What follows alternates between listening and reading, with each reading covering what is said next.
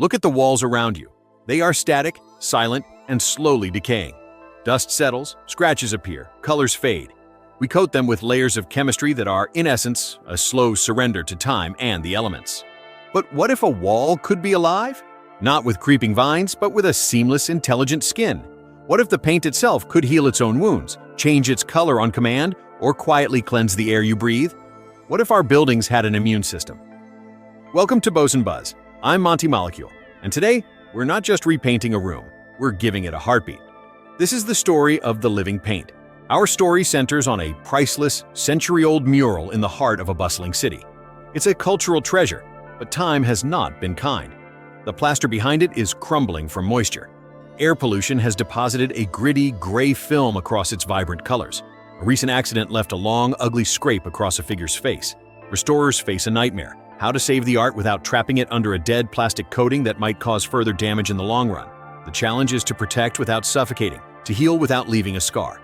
But in biotechnology labs, where vats bubble not with chemicals but with tailored microbes, a new answer is being cultured. Scientists are engineering a consortium of beneficial bacteria and fungi, embedding them into a new, breathable, mineral-based coating. This isn't paint with active ingredients, it is a paint that is active. It's a living ecosystem, suspended in a dormant state, waiting for the right conditions to awaken and perform. Think of standard paint as a raincoat. It seals and protects, but if water gets underneath, it's trapped, leading to rot. Think of living paint as a sophisticated smart skin, like our own. It breathes, it responds to injury, and it has specialized cells for specific jobs. The base is a porous, mineral gel that provides structure and nutrients. Within this matrix are the microbial workers, each strain engineered for a specific function. The first function is self-healing. When the paint layer is scratched, exposing the underlying surface to moisture and air, it triggers the awakening of a specific bacterial strain. These microbes are tuned to consume a nutrient stored in the paint matrix and, as a byproduct, excrete a mineral substance identical to the coating's base. They biologically patch the scratch from the inside out, seamlessly filling the gap. The repair is not a different material, it's the original material, regrown. The second function is air purification. Another microbial strain acts as a constant, passive filter. It metabolizes volatile organic compounds, VOCs, the harmful off-gases from furniture, cleaners, and pollution that seep indoors. It eats formaldehyde and benzene, breaking them down into harmless carbon dioxide and water, continuously scrubbing the indoor air. The third and most visually magical function is chromatic response. A third strain is engineered to produce vivid pigments in response to specific electrical or chemical signals. Fine, conductive threads thinner than spider silk are woven into the coating, creating a nearly invisible circuit. Through a simple app, a user can send a low-voltage signal to a wall. This signal triggers the pigment-producing microbes in that section to either express or retract their color, allowing the wall to change hue, create patterns, or even display simple, slow-moving images. The color comes from within, a living display. Now, let's return to our damaged mural. A conservator applies the living paint not as an opaque layer, but as a thin, transparent gel over the restored artwork. It is virtually invisible, but its work begins immediately. The air-purifying microbes start neutralizing acidic pollution particles that land on the surface. Humidity from the old plaster is managed as the coating breathes, preventing further salt damage. Then, the conservator addresses the scrape. A tiny amount of a specialized activator gel, rich in the trigger nutrient, is dabbed into the gash. Within days, the self-healing microbes activate.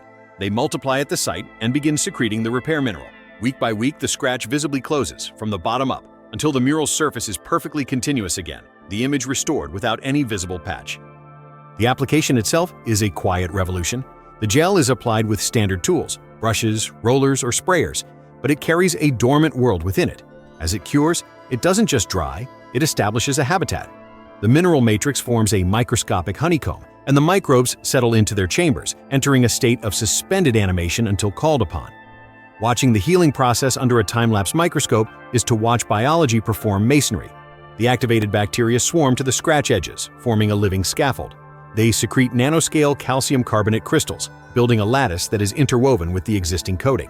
This isn't a plug, it's a regeneration, with the new material bonding at a molecular level. The process is slow, deliberate, and energy efficient, powered by the consumed nutrients. For the conservator, the result is a miracle of authenticity. The repair has the same light refractive properties, the same texture, and the same porosity as the original century-old surface. The mural is preserved not under glass, but within a symbiotic, breathing shield that will maintain it for generations. The implications coat every surface we inhabit. Imagine bridge supports that self-repair hairline cracks before they become structural threats.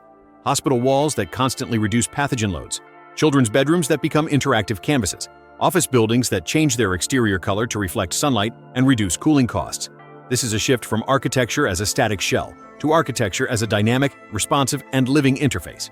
Living paint transforms our built environment from an inert collection of materials into a collaborative partner. It offers a future where maintenance is proactive and biological, where our spaces adapt to our needs and protect our health, all through a thin, intelligent layer of life we spread like butter on toast. It's a radical reimagining of something we consider utterly mundane, isn't it? We've spent centuries perfecting paints that resist life, mold, algae, decay. The living paint invites life in, hiring it as a maintenance crew, an artist, and a guardian. It suggests that the most sustainable and resilient future for our cities might not be built from smarter concrete, but from smarter skins, humming with silent biological activity.